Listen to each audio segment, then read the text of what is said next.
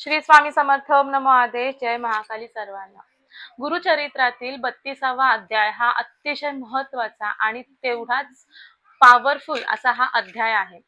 बघा, महिलांच्या आयुष्यामध्ये महत्वाचं म्हणजे काय असतं, आपला संसार असतो. आणि संसार म्हणजे फक्त एकाचा नसतो.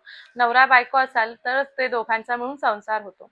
तर विशेष करून आपल्या संसारामध्ये आपल्या नवरा बायकोमध्ये जर वादविवाद होत असतील, भांडणतंटे होत असतील, तुमच्यामध्ये एकोपा नसेल किंवा मग तुमच्या पतीवरती अगदी कोणत्याही प्रकारचं संकट वारंवार येत असेल, मग ते फायनान्शियल असेल किंवा शारीरिक काही त्यांना आजार वगैरे लागून राहत असेल, तर अशा वेळेस किंवा तुमच्या घरामध्ये काही अकाली मृत्यूची घटना वगैरे घडणारी असेल किंवा अगदी अनपेक्षितपणे काही कुठे अपघात वगैरे होणार आहे, तर ते टाळण्यासाठी आपल्या आयुष्यामध्ये आपलं सौभाग्य अखंड टिकून राहावं ह्याच्यासाठी आपल्याला गुरुचरित्रातील 32वा अध्याय जो आहे त्याचं 7 किंवा 21 दिवसाचं आपल्याला पठण करायचं आहे आणि कंटिन्यू आपल्याला हे पठण करायचं आहे.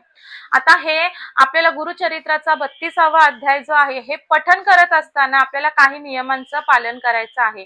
नियमांचं पालन काय, तर आपल्याला 7 दिवसाचं आपण जर हे पठण करणार आहोत, पारायण करणार आहोत, तर 7 दिवस आपल्याला नॉनव्हेज अजिबात खायचं नाही आहे, सात्विक राहायचं आहे, ब्रह्मचर्याचं पालन करायचं आहे आणि सर्वात महत्त्वाचं म्हणजे आपल्याला कोणाचीही निंदा करायची नाही, कोणाला उलट शब्द बोलायचे नाही, अपशब्द बोलायचे नाही.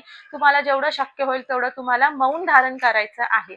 आणि हे सर्व नियम पाळूनच आपल्याला हे गुरुचरित्रातील 32वा अध्यायाचं आपल्याला वाचन करायचं आहे, पठण करायचं आहे.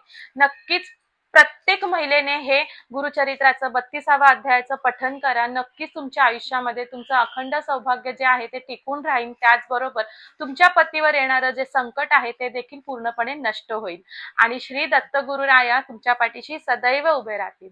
श्री स्वामी समर्थ. अवधूत चिंतन. श्री गुरुदेव दत्त.